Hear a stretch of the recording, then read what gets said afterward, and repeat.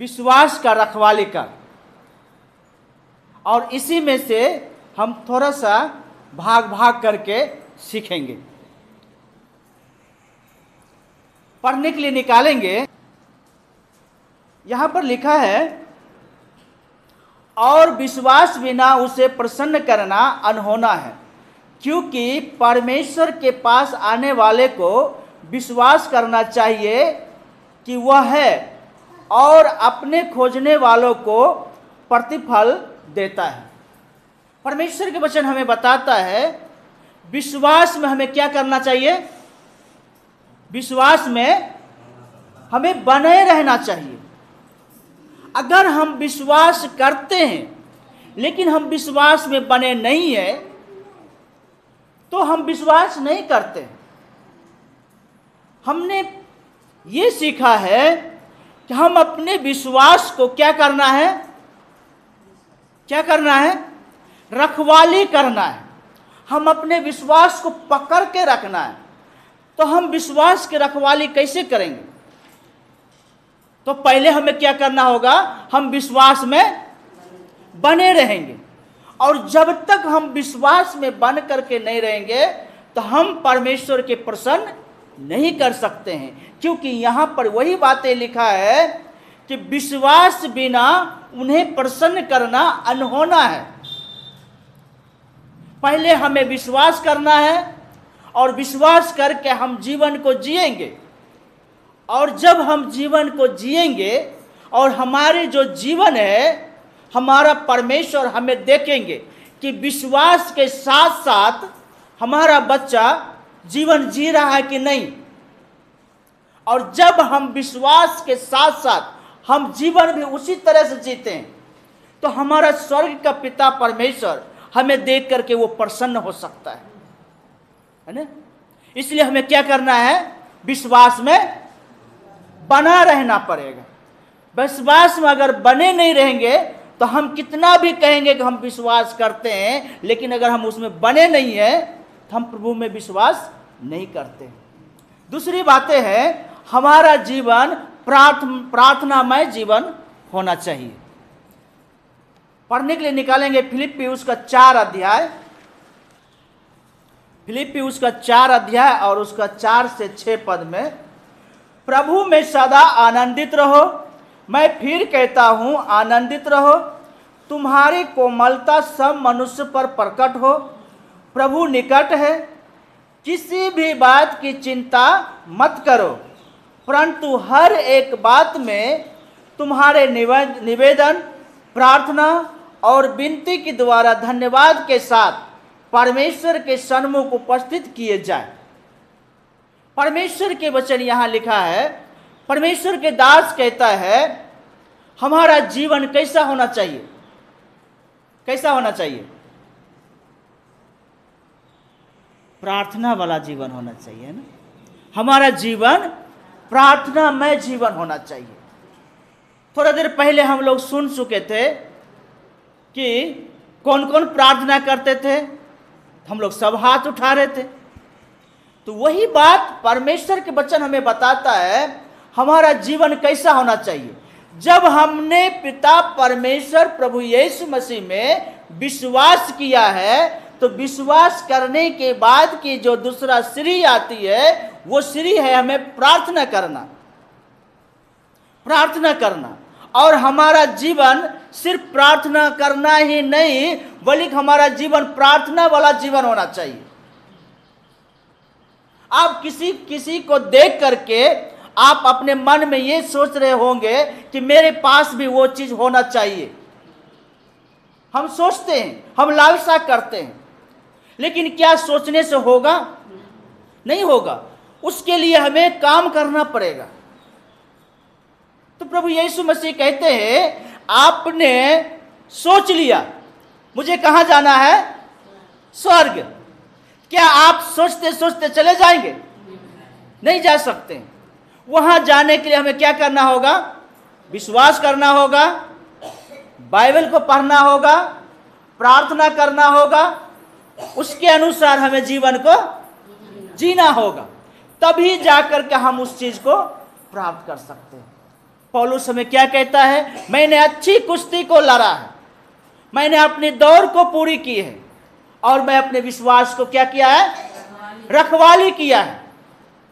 अब जब उसने अच्छी कुश्ती लड़ा है, अपनी दौड़ को पूरी की है और अपने विश्वास को रखवाली किया है, तो वो कहाँ होंगे? स्वर्ग में। अब वो बातें यहां पर क्यों बताया है? क्योंकि वो चाहता है कि ये बातें सिर्फ मेरे तक सीमित ना रहे, बल्कि मेरे द्वारा पूरे संसार में ये बात फैल जाए कि जैसे मैंने लड़ा, जैसे मैंने दौड़ पूरी की, जैसे मैंने विश्वास की रखवाली की, वैसे ही अगर आप लोग भी करेंगे तो ही वहां पर हम पहुंच सकते हैं और उस पौलुस बाबा से मुलाकात भी हो सकता है, अन्यथा संभव नहीं है। तो यहां पर परमेश्वर के वचन बताता है, किसी बात की चिंता ना करो, वरन हर बात क्या करना चाहिए? धन्यवाद। धन्यवाद के साथ हमें प्रार्थना करना चाहिए। अगर आप कहीं जा रहे हैं तो अधिकतर लोग क्या करते हैं? दो आदमी एक साथ हो जाते हैं, क्या कहानी करते हैं? दूसरे की बुराई करते होंगे ना, दूसरे की खोसर करते हैं। लेकिन बाइबल में देखते हैं दो व्यक्ति जब वो दमाउस के रास्ता में जा रहा था तो वो लोग भी बातें करते हुए जा रहे थे, लेकिन वो क्या बात कर रहे थे? यीशु की चर्चा करते हुए जा रहे थे। दो लोग थे और वो दोनों लोग यीशु मसीह की चर्चा करते हुए जा रहे थे। और जब यीशु की चर्चा करते हुए जा रहे थे तो उसके साथ साथ कौन चल रहा था? प्रभु यीशु मसीह। उन्होंने सुना कि ये मेरा चर्चा कर रहा, मेरे बारे में चिंतन मनन कर रहा, देखो रास्ते में जा रहा और मेरे बारे में सोच रहा है, तो चलो मैं भी इनका सुनते हुए चलता हूं। और वो प्रभु यीशु मसीह बड़ी आनंद के साथ सुनते हुए कहां तक पहुंचा? उनके घर तक, जहां रोटी खाने के लिए, खाना खाने के लिए बैठा, वहां तक उनके साथ खाना खाने के लिए बैठा। देखिए हमारा प्रभु यीशु मसीह, बाइबल में क्या लिखा है? जहां 2 या 3 मेरे नाम से उपस्थित होता है, उनके बीच में मैं होता हूं। यह वचन से हमें बताता है, अगर आप यीशु की चर्चा करेंगे तो आपके साथ कौन जाएगा? अगर आप पड़ोसी की चिंता करेंगे तो आपके साथ कौन जाएगा? हाँ, ध्यान रखिए, पड़ोसी कौन है? ये घर वाला पड़ोसी नहीं, अंधकार वाला पड़ोसी है ना। इसलिए आप किसकी चर्चा में हैं, जिसका चर्चा आप करेंगे वो आपके साथ चल रहा है ना। आप नहीं देख रहे हैं, यीशु को भी वो नहीं देख रहा था, लेकिन वो उसके साथ चल रहा था। आप किसी को घोषण करेंगे, शैतान आपके पीछे चल रहा, लेकिन आप उसको नहीं देख रहे हैं, और चलते चलते कहाँ जाएंगे वो आपके साथ? आपके घर तक। आप जहाँ खाना खा रहे, जहाँ सो रहे, जहाँ बैठ रहे, वहाँ जा कर के वो भी बैठेगा। याद रखिएगा, ये गलत नहीं है, सही बात है। इसलिए बाइबल हमें बताता है, धन्यवाद के साथ हम प्रभु की उपस्थिति में रहे, हम प्रार्थना में रहे। आज आप देखते होंगे हमारे कलीसिया में एक भैया और दीदी है, उनके बच्चे हैं, वो जहां कहीं भी जाते हैं वो वही चर्चा करते हैं यीशु मसीह की। और वो चर्चा जो है आज हमें कलीसिया में, घर में, परिवार में, घराना में देखने को मिलता है। मेरे भाई, मेरे बहनों, हमें भी वही चर्चा करना है। क्यों? क्या मतलब है दूसरे की बुराई करके? क्या फायदा, क्या मिलता है? एक चीज तो मिलता है, वो आपके घर तक जाएगा, है ना। समझ रहे हैं ना। इसलिए हमारा जीवन कैसे होना चाहिए? प्रार्थना वाला जीवन होना चाहिए। तीसरी बातें है, एक विश्वासी का जीवन स्तुति करने वाला होना चाहिए ना। प्रेरितों की किताब देखेंगे, पहले भी आप सुन चुके हैं। प्रेरितों उसका 16 अध्याय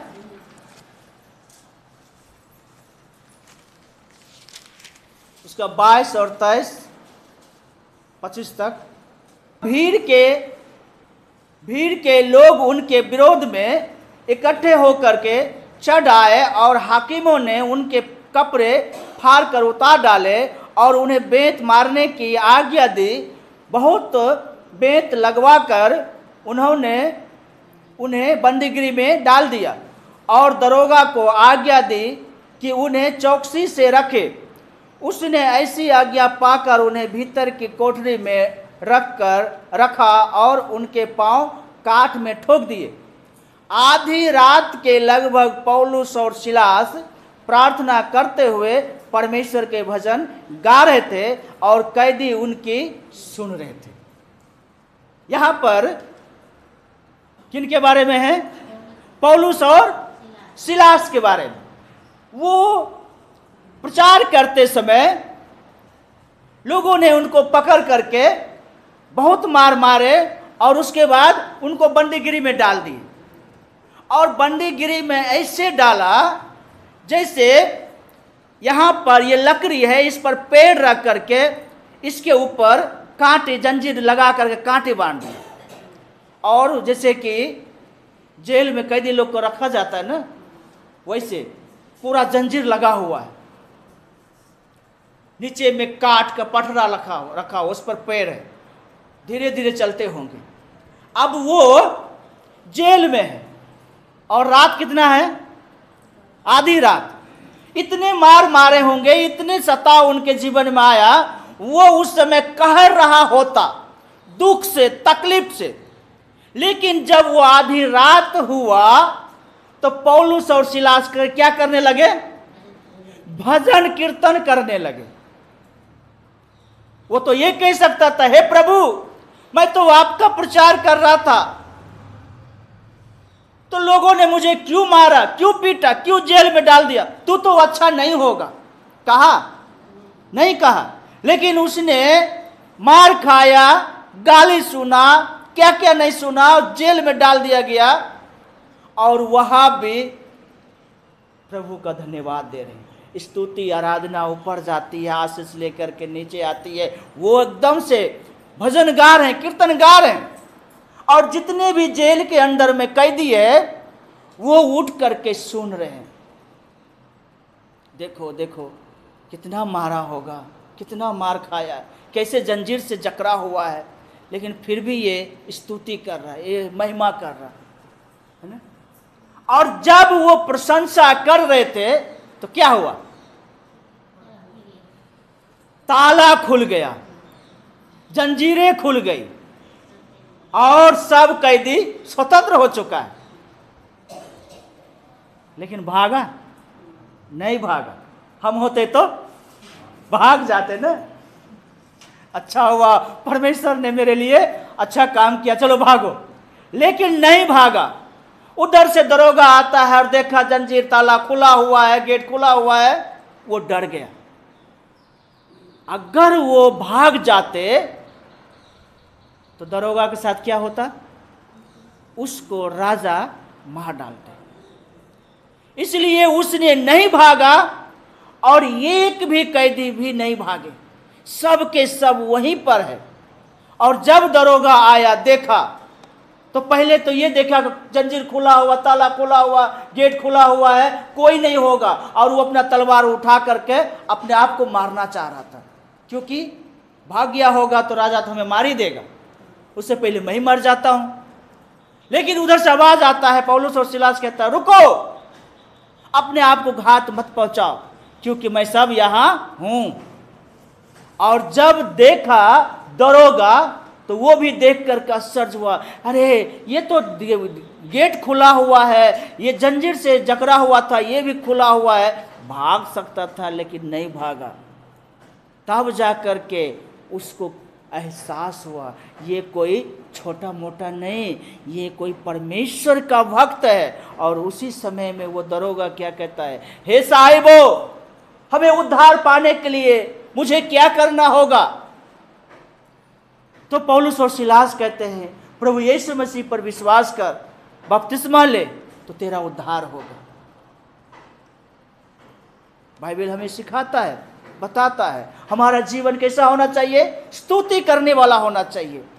हम सोचते हैं सिर्फ जाएंगे चर्च में, स्तुति नहीं करेंगे, वचन को नहीं सुनेंगे, गीतों को नहीं गाएंगे, प्रार्थना भी नहीं करेंगे, और वहां के चाचा जो है, वहां का जो भैया जो है, वो हमारे लिए प्रार्थना करेंगे और हमारा सारा बुराई, बीमारी और दुष्ट आत्मा, शैतान के कार्य ठीक हो जाएगा और मैं आजाद हो जाऊंगा। नहीं हो सकते हैं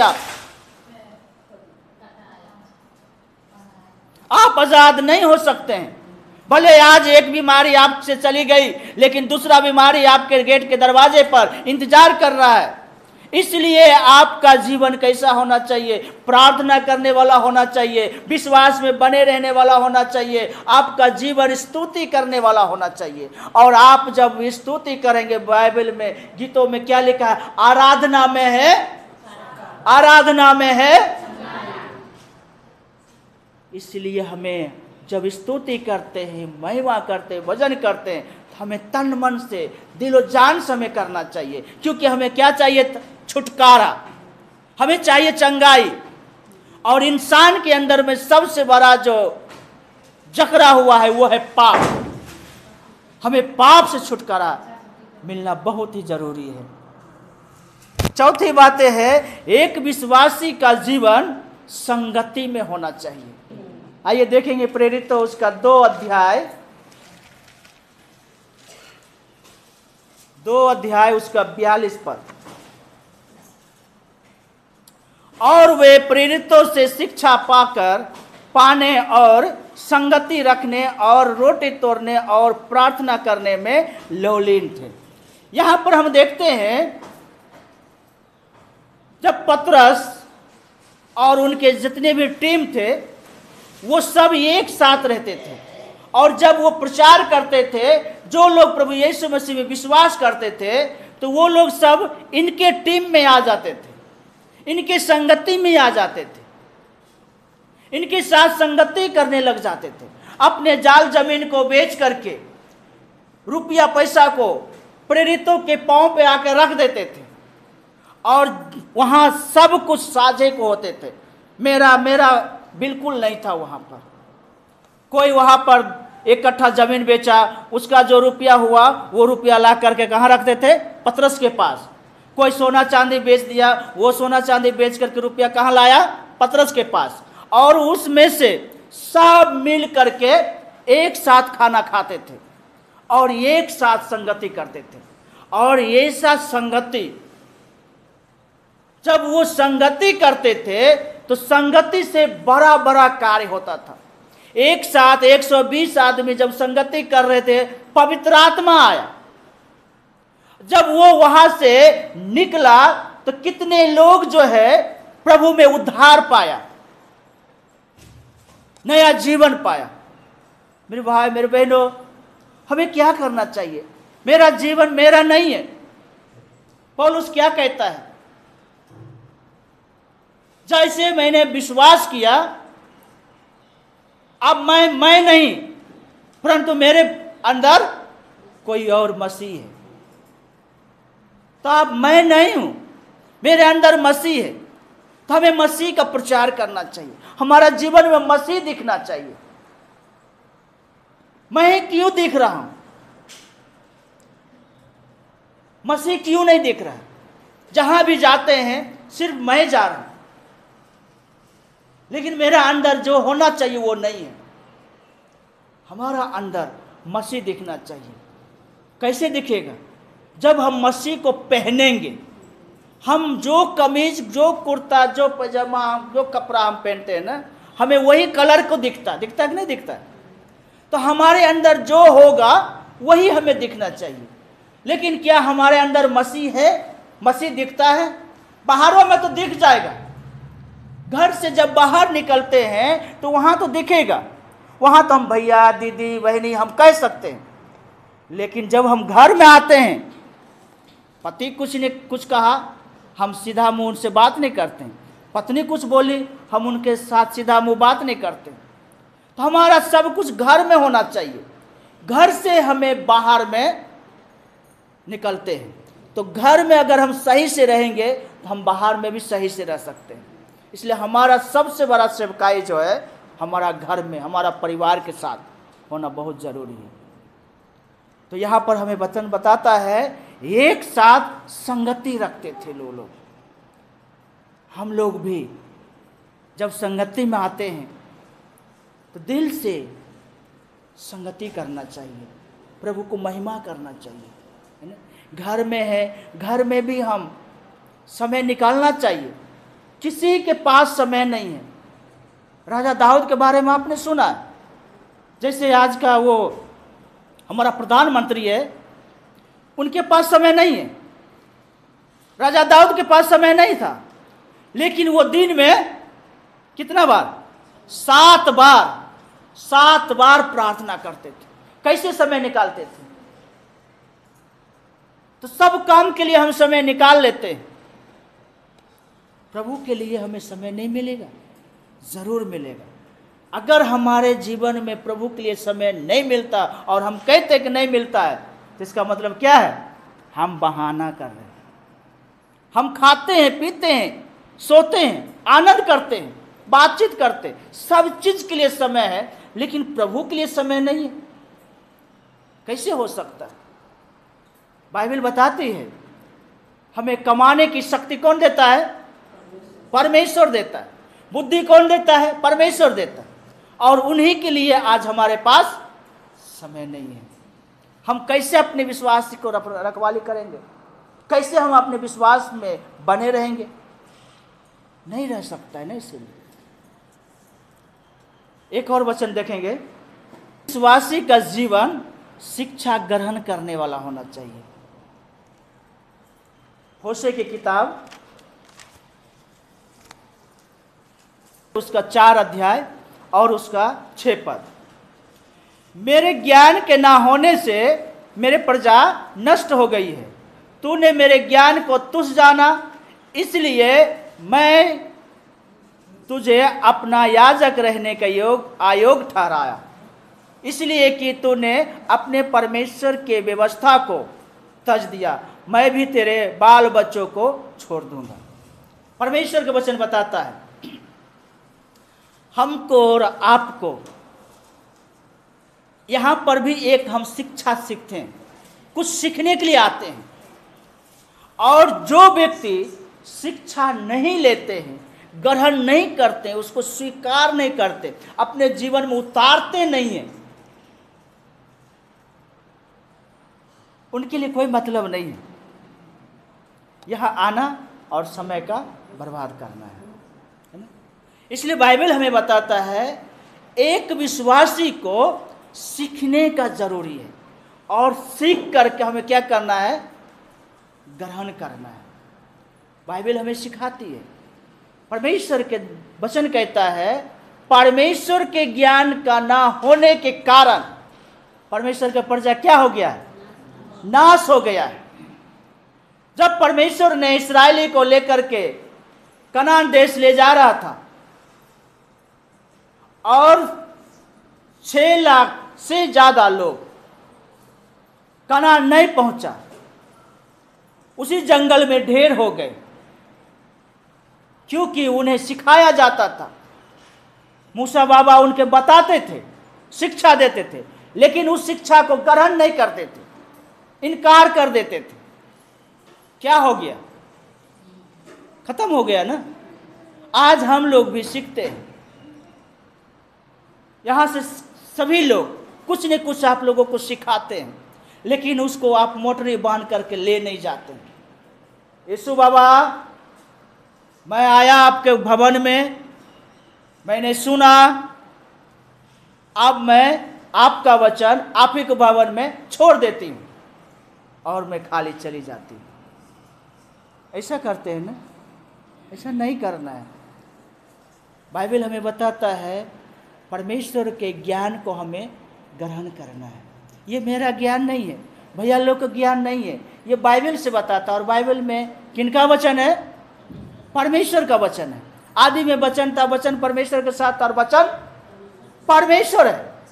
ये उनका वचन है और वही कहता है हर इंसान को परमेश्वर का ज्ञान होना चाहिए, परमेश्वर का समझ होना चाहिए, परमेश्वर को पहचान होना चाहिए। और जब तक परमेश्वर के ज्ञान, समझ, पहचान इंसान के पास नहीं होगा, अपने विश्वास की रखवाली नहीं कर सकता, वो अच्छे दौड़ ही नहीं सकता, वो अच्छे कुश्ती लड़ ही नहीं सकता। छोटा छोटा परेशानी आती है और हम लोग क्या हो जाते हैं, आउट हो जाते हैं, गिर जाते हैं। चलो वहाँ गए थे, इतना दिन से गए, इतना महीना से गए, इतना साल से गए, मुझे कोई फायदा नहीं हुआ। यहाँ क्या इंजेक्शन दिया जाता है? नहीं ना। कैप्सूल दिया जाता है? नहीं ना।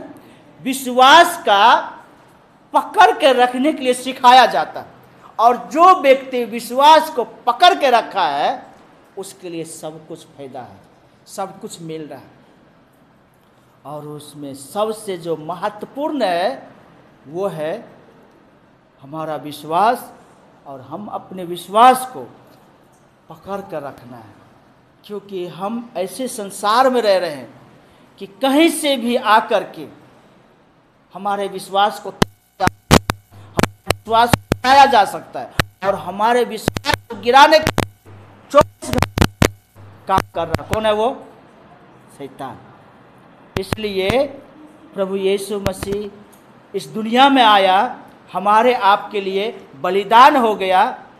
अब हमें जो ज्ञान समझ दिया है, हमें जो वचन दिया है, उस वचन को हम पकड़ करके उसके पीछे पीछे हमें चलना होगा।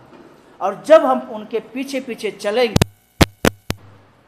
तो वहाँ हम पहुँच जाएंगे जहाँ हमारा प्रभु यीशु मसीह है ना। इसलिए हमें ध्यान रखना है, अपने विश्वास को रखवाले करना है, कुश्ती को लड़ना है, दौड़ को पूरा करना है। और हम अभी कहाँ हैं? दौड़ में हैं। जब हम दौड़ तो हमारे साथ रास्ते में चलते हैं, कुछ भी हो सकता है। हमें संभल करके, प्रभु पर भरोसा रख करके हमें आगे बढ़ना होगा, ठीक है ना। थोड़ा ध्यान दीजिए, भूलिए नहीं, छोड़िए मैं नहीं, बल्कि उसको पकड़ के रखिए, आपका फायदा होगा। चंगाई चाहिए मिलेगा, छुटकारा चाहिए मिलेगा। और ये छुटकारा जो है इसी में, पहले प्रार्थना नहीं होता ना, पहले क्या होता है? गीत भजन गाते हैं, फिर वचन होता है, उसके बाद हम लोग प्रार्थना करते हैं। इसलिए इन तीनों चीज़ हमारे जीवन में ज़रूरी है। और चंगाई, छुटकारा वचन सुनने में है, स्तुति आराधना करने में है, प्रार्थना जो अंत में किया जाता है उससे आपको पूरा छुटकारा मिल जाता है, ठीक है ना। इसलिए वचन को ध्यान से सुनिए, उसको पकड़ के रखिए, वो आपके लिए सबसे ज़्यादा फायदेमंद होगा। परमेश्वर के वचन पढ़े और सुने जाने पर हम सबको आशीष करें। आमीन।